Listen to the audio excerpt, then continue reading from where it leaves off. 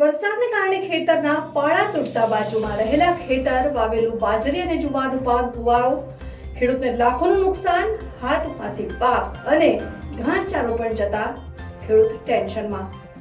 જોતા રહો Bharat times news. આ દ્રશ્ય છે ધાનેરાના રામાભાઈ મોદીના ખેતરના, કે જ્યાં થોડાક દિવસ પહેલા જ 7 વીઘામાં બાજરી અને જુવારનું વાવેતર કર્યું હતું, પણ વરસાદની શરૂઆત થતા ખેતર પાણીથી ભરાઈ ગયા. પરિણામે આજુબાજુના ખેતરોના પાળા તૂટતા રામાભાઈ મોદીના ખેતરમાં ધોવાણ થયું. બાજરી જુવારનો પાક ધોવાઈ જતા ખેડ ખાતર અને બિયારણનો ખર્ચ માથે પડ્યો.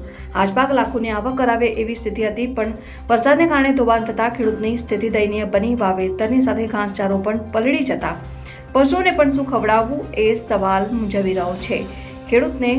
ત્યારે આર્થિક નુકસાનમાંથી બહાર નીકળવા બીજા ખેડૂતની માફક આ ખેડૂત પણ સરકાર તરફ મીટ માંડી બેઠા છે.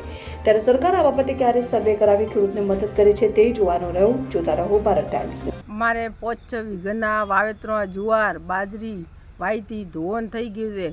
આજુબાજુના પાળા ફૂટી ગયા છે. હવે સાહેબ, જે તમે કોઈ સહાયતા હાલતા હો તો અમને આલી શકો. અમારે જુવાર બાજરી બધું ધોવાઈ ગયું છે.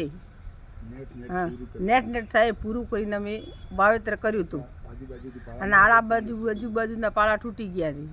હું મોદી રામાભાઈ ચેલાભાઈ અમારે બાજરી તથા જુવારનું વાવેતર કરેલું હતું.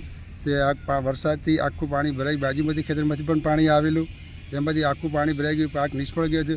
સરકારશ્રીની સહાયતા માટે સર્વ વિનંતી, જે સહાયતા સરકાર આપે તો બહુ નગર અમારે કોઈ પણ રૂપિયાની આવક પણ થયેલ નથી, તો પણ થશે પણ નહીં, કેમ કે વરસાદના પાણીથી ટોટલ પાક નિષ્ફળ જવાની ઓર થઈ રહેશે.